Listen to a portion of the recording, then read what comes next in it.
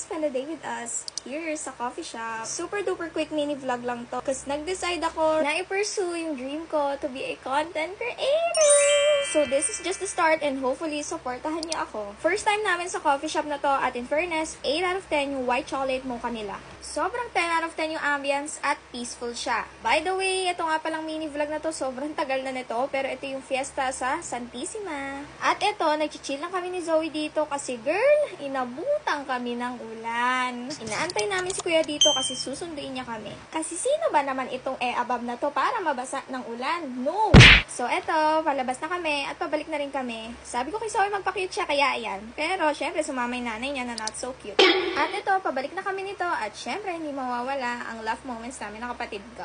For the walk ang mga girls. At eto na nga, meron nga kaming nakitang puon dito. Sobrang fave ko yung piyesta dito sa Santissima kasi sobrang buhay, promise. Wow!